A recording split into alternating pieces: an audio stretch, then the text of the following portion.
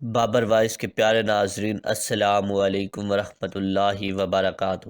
بسم اللہ الرحمن الرحیم۔ حضور صلی اللہ علیہ وآلہ وسلم ہر بیوی کے پاس ایک دن رہتے، باقی ازواج مطہرات البتہ باری والی زوجہ کے پاس اکٹھی ہو جاتی۔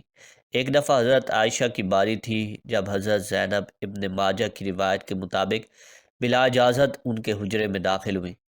آپ کو معلوم نہ تھا کہ حضرت زینب موجود ہے۔ اندھیرے میں آپ نے ان کی طرف ہاتھ بڑھایا تھا کہ حضرت عائشہ رضی اللہ تعالی عنہ بولی، یہ زینب ہے۔ آپ نے ہاتھ کھینچ لیا۔ اس پر ان دونوں میں تکرار ہونے لگی اور ان کی آوازیں بلند ہو گئیں۔ ادھر نماز کھڑی ہونے لگی تو حضرت ابوبکر نے آپ کو بلا لیا۔ حضرت عائشہ بولی، ابھی نماز ادا کرنے کے بعد میرے والد مجھے خوب ڈانٹیں گے۔ ایسا ہی ہوا۔ حضرت ابوبکر نے انہیں سختی سے ڈانٹا، تم حضرت صلی اللہ علیہ وآلہ وسلم کے سامنے اس طرح بولتی ہو؟ مسلم شریف کی یہ حدیث ہے۔ ایک بار رسول اکرم صلی اللہ علیہ وآلہ وسلم حضرت عائشہ رضی اللہ تعالیٰ عنہ کے پاس آئے تو انہوں نے پوچھا، آج کہاں رہے؟ فرمایا، اے حبیرہ ام سلمہ کے پاس تھا۔ کہا، ام سلمہ سے آپ کا جی نہیں بھرتا؟ مجھے بتائیں، اگر آپ ایک وادی کے دو کناروں پر اتریں، ایک سے گھاس چرا لی جائے اور دوسرے کنارے پر کوئی گھاس کھانے والا نہ آیا ہو، آپ جانور کہاں چرانا چاہیں گے؟ فرمایا، وہ جس کا سبزہ چکھا نہ گیا ہو۔ میں آپ کی دوسری عورتوں کی طرح نہیں، میرے علاوہ ہر عورت دوسرے مرد کے پاس رہی ہے۔ حضور صلی اللہ علیہ وآلہ وسلم مسکرا دیے۔ بخاری۔ شاہ روم بکوکس نے رسول اللہ صلی اللہ علیہ وآلہ وسلم کو ایک قیمتی باندی ہدیہ کی۔ حضرت عائشہ کہتی ہیں کہ وہ حاملہ ہوئی تو مجھے پریشانی لگ گئی۔ ابراہیم کی ولادت ہوئی لیکن ماریا کو دودھ نہ آتا تھا۔ آپ نے بچے کے لیے دودھ دینے والی بھیڑ خریدی، جس کا دودھ پی کر وہ موٹا اور سرخ و سفید ہو گیا۔ ایک دن آپ ابراہیم کو اپنی گردن پر اٹھا کر لائے اور پوچھا، عائشہ بچے کی مجھ سے مشابہت کے بارے میں کیا خیال ہے؟ میں نے سطاپے کی وجہ سے کہا، مجھے تو آپ سے کوئی مشابہت نظر نہیں آتی۔ فرمایا، بچے کی صحت کے بارے میں کیا کہتی؟ میں نے کہا، جو بھیڑوں کا دودھ پیتا ہو وہ ایسے ہی ہو جاتا ہے۔ حضرت عائشہ رضی اللہ تعالیٰ عنہ فرماتی ہے، میں ان عورتوں سے چڑھتی تھی جو اپنا آپ صلی اللہ علیہ وآلہ وسلم کو ہبہ کر دیتی تھی۔ میں کہتی تھی، بھلا کوئی عورت اپنے تئیں ہبہ کر سکتی ہے؟ جب اللہ تعالیٰ نے یہ آیت اتاری، اے نبی اپنی بیویوں میں سے جس کو چاہے الگ رکھے اور جسے چاہے اپنے پاس رکھے اور جسے چاہے الگ کرنے کے بعد واپس بلا لے، اس میں کوئی حرج نہیں۔ تو میں نے کہا، مجھے لگتا ہے آپ کا رب آپ کی خواہش پوری کرنے میں جلدی کرتا ہے۔ بخاری اور مسلم شریف کی یہ حدیث ہے۔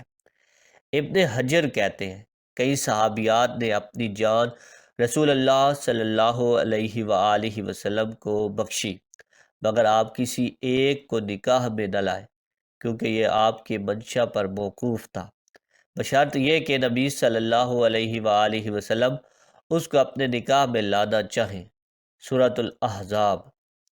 ابن حجر نے حضرت میمونہ رضی اللہ تعالی عنہا وہبہ ہونے کا بھی رد کیا ہے۔ ام المومنین حضرت سودا بنت زمع نے اپنی باری کا دن حضرت عائشہ کو دے دیا تھا، چنانچہ حضور صلی اللہ علیہ وآلہ وسلم حضرت عائشہ کے ہاں 2 دن قیام فرماتے۔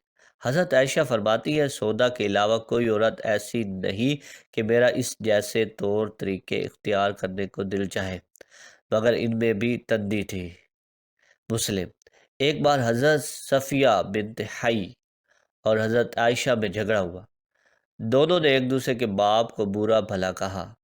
رسول اللہ صلی اللہ علیہ وآلہ وسلم نے سنا تو فرمایا، صفیہ، تم ابو بکر کو گالی دے رہی ہو۔ حضرت عمر فرماتے ہیں، نبی صلی اللہ علیہ وآلہ وسلم کی ازواج آپس کے رشک و رقابت کی وجہ سے آپ سے روٹھ گئے، تو میں نے ان سے کہا، نبی صلی اللہ علیہ وآلہ وسلم تمہیں طلاق دے تو بڑی امید ہے کہ ان کا رب انہیں بدلے میں تم سے بہتر بیویاں دے دے۔ تو اسی مضمون کی آیت التحریم نازل ہو گئی۔ بخاری۔ ایک سفر میں نبی صلی اللہ علیہ وآلہ وسلم کے ساتھ جانے کے لیے حضرت عائشہ اور حضرت حفصہ کے نام قرآن نکلا۔ رات کے سفر میں گفتگو کرنے کے لیے آپ حضرت عائشہ کو اپنے ساتھ رکھتے تھے۔ حضرت حفصہ کو اس پر رشک آیا۔ انہوں نے حضرت عائشہ سے کہا، تم میرے اونٹ پر سوار ہو جاؤ اور میں تمہارا اونٹ پکڑ لیتی ہوں، دیکھتی جاؤ کیا بنتا ہے۔ رسول اللہ صلی اللہ علیہ وآلہ وسلم حضرت عائشہ کے اونٹ کے پاس گئے اور حضرت حفصہ کو سلام کیا۔ رات بھر کے سفر کے بعد پڑاؤ کا وقت آیا تو حضرت عائشہ آپ سے دور رہ گئے۔ وہ نبی صلی اللہ علیہ وآلہ وسلم سے شکوہ تو نہ کر سکتی تھی، اس لیے زمین پر اترتے ہی اپنے پاؤں ازخر گھاس میں ڈال دیے جس میں سانپ بچھوؤں کا بسیرا ہوتا ہے، اور رنج کے باعث دعا کرنے لگی، اے رب، ڈسنے کے لیے مجھ پر کوئی سانپ بچھو ہی مسلط کر دے۔ بخاری۔ نبی صلی اللہ علیہ وآلہ وسلم اپنی ایک زوجہ حضرت عائشہ کے پاس تھے۔ اتنے میں ایک دوسری بیوی حضرت زینب نے کھانے پر رکابی بھیجی۔ حضرت عائشہ نے جس کے ہاں نبی صلی اللہ علیہ وآلہ وسلم تھے، لانے والے خادم کے ہاتھ پر ایک ضرب لگائی تو رکابی گر کر ٹوٹ گئی۔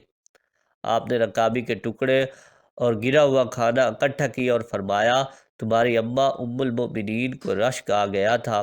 خادم کو روک کر آپ نے گھر سے نئی رکابی دے کر رخصت کیا۔ بخاری۔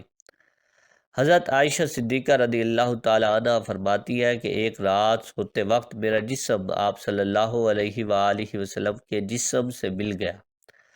آپ صلی اللہ علیہ وآلہ وسلم نے فرمایا، عائشہ، کیا تم مجھے اس رات رب کی عبادت کی اجازت دیتی ہو؟ میں نے کہا، واللہ مجھے آپ کا قرب پسند ہے، تاہم میں آپ کی خواہش کو ترجیح دیتی ہوں۔